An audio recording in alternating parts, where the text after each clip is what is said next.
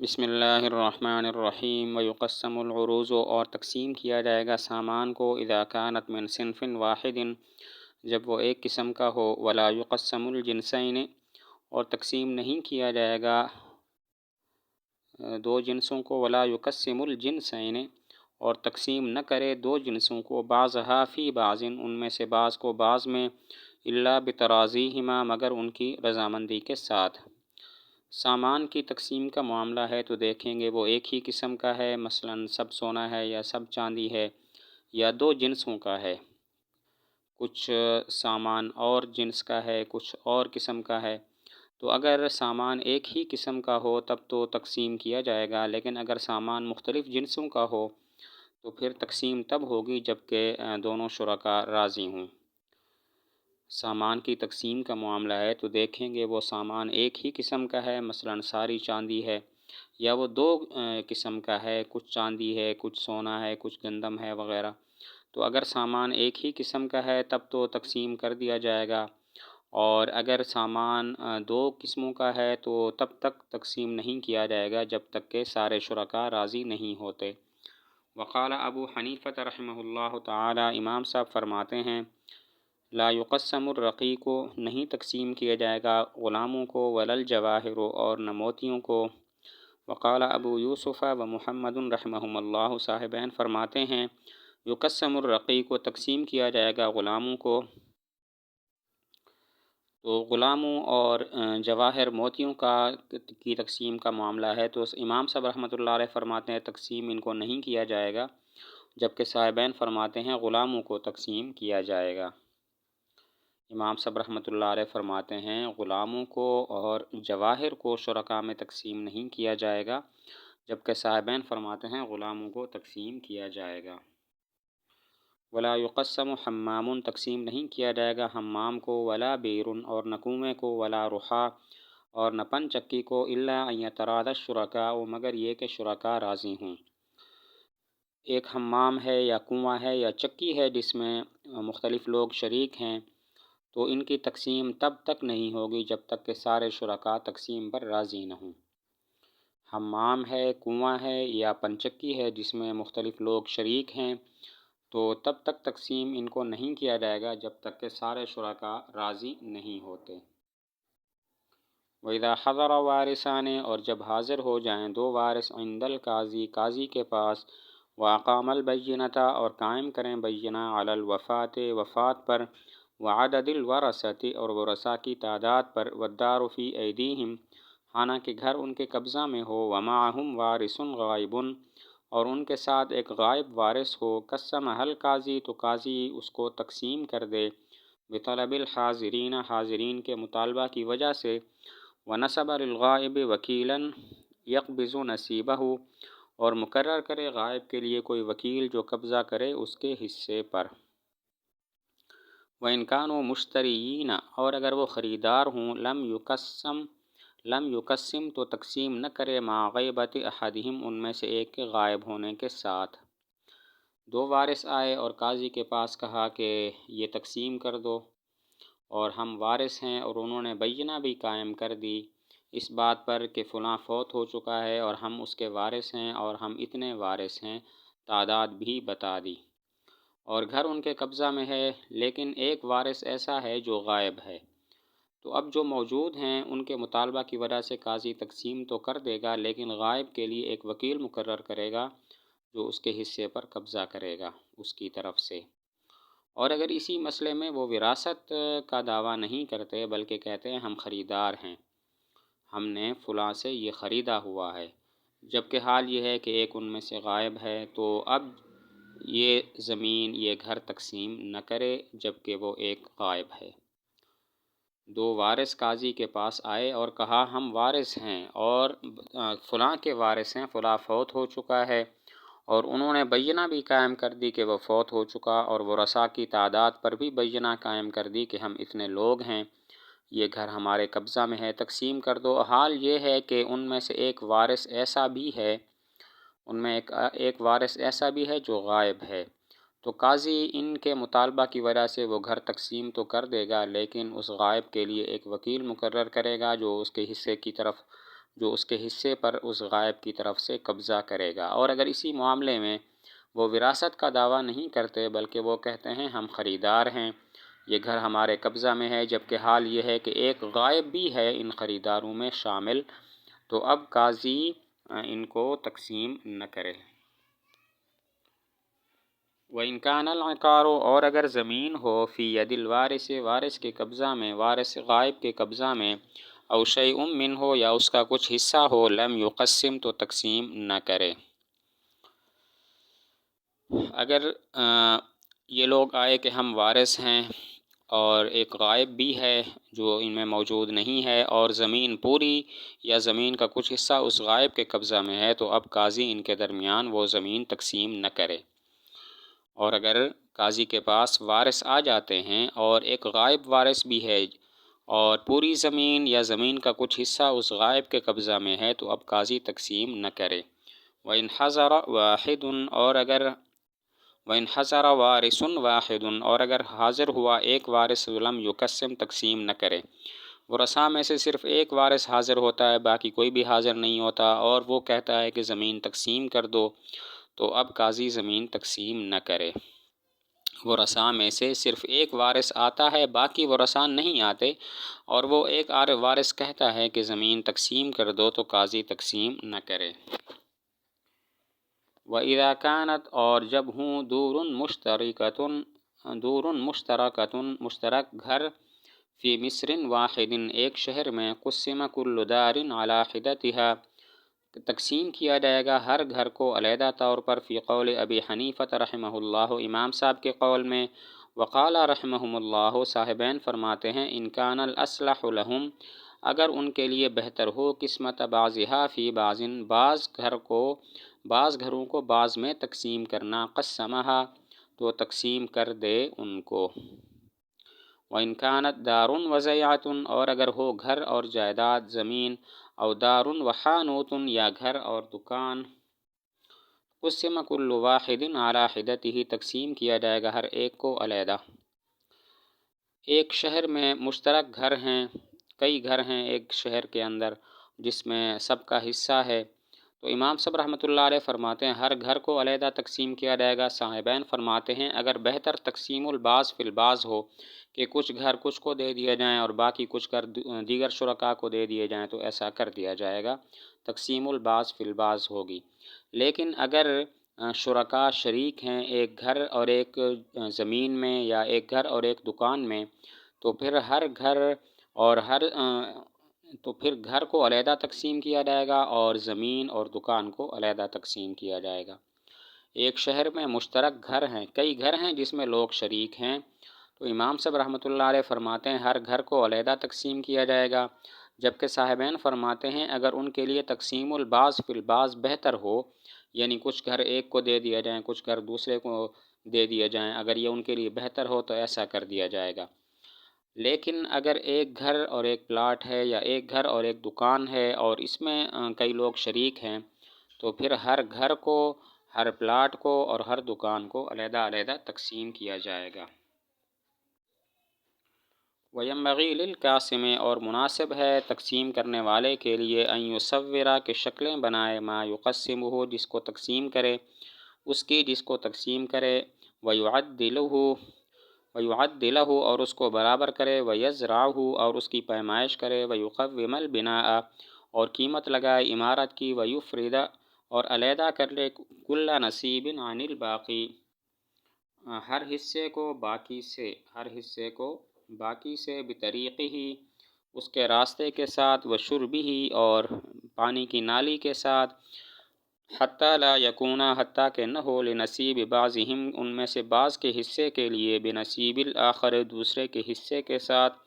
تعلقن کوئی تعلق، ویکتب اسامیہم اور لکھے ان کے ناموں کو، ویجعلھا قرعۃ اور ان کا قرعہ بنائے، ثم یلقب پھر نام رکھے، نصیباً ایک حصے کا، بالاول اول کے ساتھ، والذی یلیہ اور اس حصے کا جو اس کے ساتھ متصل ہے، بالثانی ثانی کے ساتھ، والذی یلیہ اور اس حصے کا جو اس کے ساتھ متصل ہے، بالثالث نام رکھے ثالث کے ساتھ، وعلی ھذا اور اسی طرح کرے، ثم یخرج القرعۃ، پھر نکالے قرع، فمن خرج اسمہ اولا، پس جس کا نام پہلے نکل آئے، فلہ السہم الاول، تو اس کے لیے پہلا حصہ ہوگا، ومن خرج ثانیا، اور جس کا نام نکلے دوسرے نمبر پر، فلہ السہم الثانی، تو اس کے لیے دوسرا حصہ ہوگا۔ جو گھر کو تقسیم کرتا ہے، عمارتوں کو تقسیم کرتا ہے، تو اس کے لیے بہتر ہے کہ وہ شکلیں بنا لے، ان کو برابر کر لے، ان کی پیمائش کر لے، عمارتوں کی قیمت لگا لے، اور ہر ایک کا حصہ علیحدہ کر دے، اس کا راستہ بھی علیحدہ ہو، اس کی پانی کی نالی نکاسی وغیرہ وہ بھی علیحدہ ہو، تاکہ کسی کا دوسرے کے حصے کے ساتھ کوئی تعلق باقی نہ رہے، اور شرکاء کے نام لکھے اور قرآن اندازی کر لے،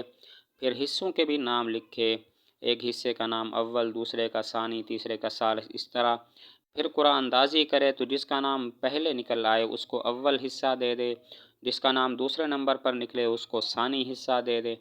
تو اس طرح تقسیم کو وہ پورا کرے۔ ولا يدخل فی القسمت، اور داخل نہیں ہوں گے تقسیم میں، الدراہم والدنانیر، دراہم اور دنانیر، الا بترازیہم، مگر ان کی رضامندی کے ساتھ۔ تقسیم میں جہاں تک ہو سکے پیسوں کو شامل نہ کرے، بلکہ زمین کو ہی آپس میں ان کے تقسیم کر دے۔ ہاں اگر کوئی صورت ایسی ہو کہ جس میں پیسوں کو شامل کرنا ضروری ہو، ایک کے حصے میں ذرا قیمتی آ رہی ہے، دوسرے کے حصے میں ایسی زمین آ رہی ہے جو کم قیمت والی ہے، تو اگر سارے رضامند ہوں تو پھر پیسوں کو بھی شامل کر لیا جائے، اور جس کے حصے میں قیمتی زمین آئی ہے اس پر پیسے لازم کر دے، تاکہ وہ دوسرے کو پھر پیسوں کے ساتھ ادائیگی کر دے۔ فَإِنْ قُسِّمَ بَيْنَهُمْ، پس اگر تقسیم کیا گیا ان کے درمیان، وَلِأَحَدِهِمْ، اور حالانکہ ان میں سے کسی ایک کے لیے، مسیل، پانی کی نالی ہے، فی ملک الآخر، دوسرے کی ملک میں، او طریق، یا راستہ ہے، ولم یشترط فی القسمت، اور یہ شرط نہیں لگائی گئی تھی تقسیم میں، فإن امکن صرف الطریق، پس اگر ممکن ہو راستے کو پھیرنا، والمسیل عنہ، اور نالی کو اس سے پھیرنا، فلیس لہ ان یستطرق، تو اس کے لیے جائز نہیں ہے کہ وہ راستہ نکالے، ویسیل فی نصیب الآخر، اور پانی بہائے دوسرے کے حصے میں، وإن لم یمکن، اور اگر ممکن نہ ہو، فسخت القسمت، تو تقسیم کو فسخ کر دیا جائے گا۔ تقسیم ہو گئی، ایک کی پانی کی نالی یا راستہ دوسرے کے حصے میں آ رہا ہے، حالانکہ تقسیم میں یہ شرط نہیں کیا گیا تھا کہ پانی کی نالی اس کے حصے میں آئے گی، وہ پانی کی جو نالی ہے یا آنے جانے کا جو راستہ ہے وہ دوسرے کے حصے میں آ جائے گا۔ تو دیکھیں گے اب راستے کو علیحدہ کرنا، اس پانی کی نالی کو علیحدہ کرنا ممکن ہے کہ نہیں ہے۔ اگر ممکن ہے تو پھر علیحدہ کر دیا جائے، کسی کے لیے جائز نہیں ہے کہ وہ اپنا راستہ دوسرے کی زمین میں بنائے یا اپنا پانی دوسرے کے حصے میں بہائے، اور اگر ایسا ممکن نہ ہو تو پھر تقسیم کو فسخ کر دیا جائے گا اور نئے سرے سے تقسیم ہوگی۔ تقسیم ہو گئی، اور وہ تقسیم اس طرح ہوئی ہے کہ ایک کی پانی کی نالی یا آنے جانے کا جو راستہ ہے وہ دوسرے کی زمین میں ہے، حالانکہ تقسیم میں یہ شرط نہیں لگائی گئی تھی کہ ایسا ہوگا۔ تو دیکھیں گے پانی کی نالی کو اور آنے جانے کے راستے کو الگ کرنا ممکن ہے کہ نہیں ہے۔ اگر تو ممکن ہے تو الگ کر دیا جائے، کوئی اپنے پانی دوسرے کے حصے میں نہ بہائے، کوئی اپنا راستہ دوسرے کی زمین میں نہ بنائے، لیکن اگر ایسا ممکن نہ ہو تو پھر تقسیم کو فسخ کر دیا جائے گا اور اثر نو دوسری تقسیم ہوگی۔ وَإِذَا كَانَ سِفْلٌ، اور جب ہو نچلی منزل، لا علو لہو، جس کے اوپر کوئی بالا خانہ نہ ہو، او علو، یا اوپر والی منزل ہو، لا سفل لہو، جس کے لیے کوئی نچلی منزل نہ ہو، او سفل لہو علو، یا نچلی منزل ہو اس کے لیے بالا خانہ ہو، قوم کل واحد علی حدتہ، قیمت لگائی جائے گی ان میں سے ہر ایک کی علیحدہ طور پر، وقسم بالقیمت، اور تقسیم کیا جائے گا قیمت کے ساتھ، ولا یعتبر بغیر ذلک، اور اعتبار نہیں کیا جائے گا اس کے علاوہ کا۔ نچلی منزل ہے جس کے اوپر کوئی منزل نہیں، یا اوپر کی منزل ہے جس کی نیچے منزل ان شرکاء کی نہیں ہے، یا نچلی منزل بھی ہے اس کے اوپر بالا خانہ بھی ہے اور اس میں سارے شریک ہیں، تو ہر ایک کو علیحدہ علیحدہ اس کی قیمت لگائی جائے گی، اور قیمت لگانے کے بعد قیمت کے ذریعے تقسیم ہوگا، اس کے علاوہ کوئی صورت نہیں ہے۔ جس کے حصے میں قیمتی حصہ آ گیا ہے تو وہ دوسرے کو کچھ پیسے ادا کرے جس کے حصے میں کم قیمت حصہ آیا ہے تاکہ برابری ہو جائے۔ نچلی منزل ہے شرکاء کی، اوپر والی منزل میں اوپر والی کوئی منزل نہیں ہے، یا اوپر کی منزل شرکاء کی ہے اور نچلی منزل میں ان کا کوئی حصہ نہیں ہے، یا نچلی منزل میں بھی یہ شریک ہیں، اوپر والی منزل میں بھی شریک ہیں، تو ہر ایک کو علیحدہ علیحدہ اس کی قیمت لگائی جائے گی اور قیمت کے لحاظ سے تقسیم ہوگی۔ اس کے علاوہ کوئی صورت نہیں ہے، قیمت لگا دی جائے گی، جس کے حصے میں قیمتی حصہ آیا ہے تو وہ دوسرے کو کچھ پیسوں کی ادائیگی کرے جس کے حصے میں کم قیمت حصہ آیا ہے تاکہ برابری ہو جائے۔ وَإِذَا اخْتَلَفَ الْمُتَقَاسِمُونَ، اور جب اختلاف کریں تقسیم کروانے والے، فَشَهِدَ الْقَاسِمَانِ، پس گواہی دی دو تقسیم کرنے والوں نے، قُبِلَتْ شَهَادَتُهُمَا، تو قبول کی جائے گی ان میں سے ایک کی گواہی۔ تقسیم ہو گئی، اس کے بعد ان کا اختلاف ہو گیا، بعض کہتے ہیں مجھے تو پورا حق نہیں ملا، اور جنہوں نے تقسیم کی انہوں نے پھر اپنے اوپر گواہی دے دی کہ ہم نے تو ہر ایک کو پورا حق دے دیا ہے، تو ان کی گواہی قبول کر لی جائے گی۔ تقسیم ہو گئی، پھر ان تقسیم کروانے والوں کے درمیان اختلاف ہو گیا، کچھ لوگ کہتے ہیں ہمیں پورا حق نہیں ملا، اور جو تقسیم کرنے والے ہیں انہوں نے گواہی دی کہ ہم نے ہر ایک کو پورا حق دے دیا ہے، تو ان کی گواہی قبول کر لی جائے گی۔ وَإِنِ ادَّعَىٰ أَحَدُهُمَا، اور اگر دعویٰ کرے ان میں سے ایک، الغلط، غلطی کا، وزعم، اور کہے، انہ اصابہ شیء، کہ اس کو پہنچی ہے ایک چیز، فی ید صاحبہ، جو اس کے ساتھی کے قبضہ میں ہے، وقد اشہد علی نفسہ، حالانکہ اقرار کیا تھا اپنے اوپر، بالاستیفاء، وصولی کا، لم یصدق علی ذلک، تصدیق نہیں کی جائے گی اس کی اس پر، الا ببینۃ، مگر بینہ کے ساتھ، گواہی کے ساتھ۔ تقسیم ہو گئی، ایک شریک کہتا ہے کہ غلطی ہے، غلطی ہو گئی تقسیم میں، میرے حصے میں جو حق آتا تھا وہ تو فلاں کے قبضے میں چلا گیا، حالانکہ پہلے یہ کہہ چکا ہے کہ مجھے اپنا حق مل چکا ہے، میں اپنا حق وصول کر چکا ہوں، تو اس آدمی کی تصدیق نہیں کی جائے گی جب تک کہ یہ بینہ اور گواہ پیش نہیں کرتا اس بات پر کہ غلطی تقسیم کرنے والے سے ہو گئی ہے۔ تقسیم ہو گئی، ایک شریک کہتا ہے تقسیم کرنے والے سے غلطی ہو گئی، میرے حصے میں جو حق آتا تھا وہ تو فلاں کے قبضے میں چلا گیا، حالانکہ پہلے یہ کہہ چکا تھا کہ مجھے اپنا حق مل چکا ہے، تو اس کی تصدیق تب تک نہیں کریں گے جب تک کہ یہ بینہ اور گواہ اپنے اس دعوے پر پیش نہ کرے۔ وَإِنْ قَالَ، اور اگر کہے، استوفیت حقی، میں نے اپنا حق وصول کر لیا، ثم قال، پھر کہا، اخذت بعضہ، میں نے لیا اس کا بعض ہی حق، فالقول قول خصمہ، تو قول اس کے مد مقابل کا قول ہوگا، مع یمینہ، اس کی قسم کے ساتھ۔ پہلے اس نے کہا میں نے اپنا حق لے لیا، پھر کہتا ہے کہ میں نے تو پورا حق نہیں لیا، بعض حق لے لیا، تو اب اس کی بات معتبر نہیں ہوگی بلکہ اس کے مد مقابل شریک کی بات معتبر ہوگی اگر وہ قسم اٹھا لیتا ہے۔ پہلے اس نے کہا میں نے اپنا حق لے لیا، پھر کہتا ہے اخذت بعضہ، میں نے اپنے بعض حق اپنا لے لیا ہے، پورا حق نہیں لیا،